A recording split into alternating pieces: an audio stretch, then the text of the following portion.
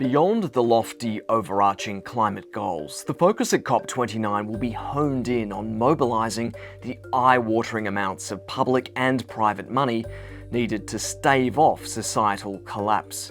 The intention of the summit will be to, quote, enhance ambition and enable action, the Azerbaijan presidency has said. There will be obstacles and sticking points. Negotiators will be on the clock.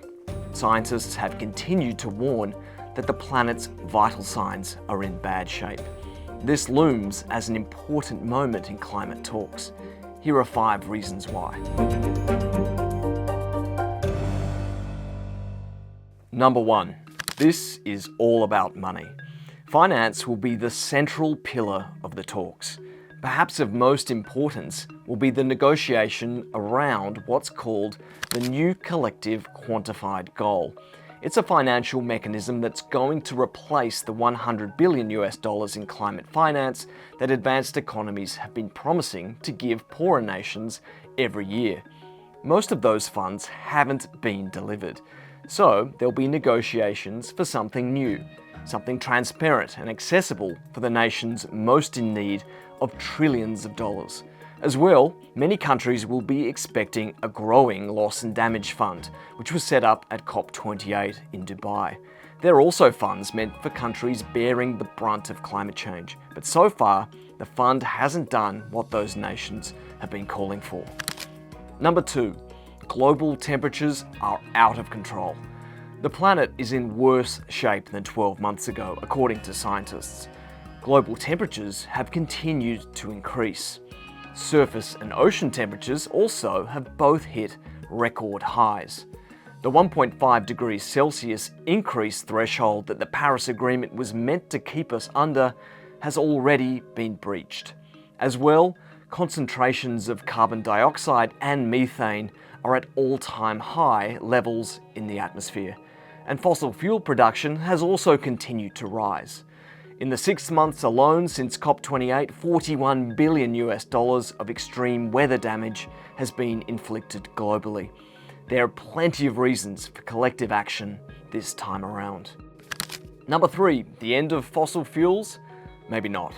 Central to Azerbaijan's presidency of COP29 will be to lead the world's shift away from a fossil fuel-powered future.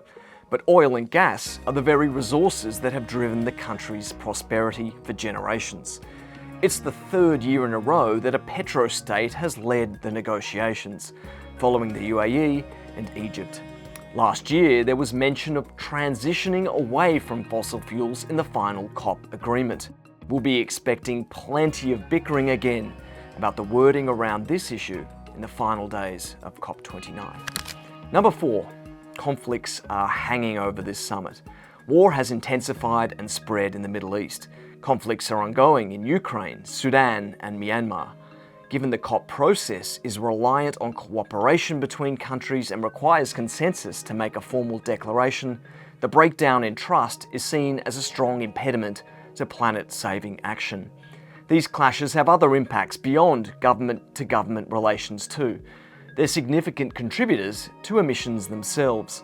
As well, conflict and climate change are tightly entwined phenomena, feeding each other. As one gets worse, the other is prone to intensify as well. Baku organisers have called for this event to be a truce COP and coincide with a 1-month global ceasefire. It will also emphasise peace as a significant theme for the first time. Number 5. Carbon rules could be wrapped up. Article 6 has been a lingering issue for nearly a decade now. It covers the rules and frameworks for international carbon markets, which can be used by countries to meet emissions reductions targets and make achieving those goals cheaper. At COP29, facilitators are hoping to finalise those mechanisms. Even heads of delegations are going to be involved in this, hoping for a breakthrough. It could mean more flow of money into these carbon markets and the end of schemes that have been driving greenwashing around the world.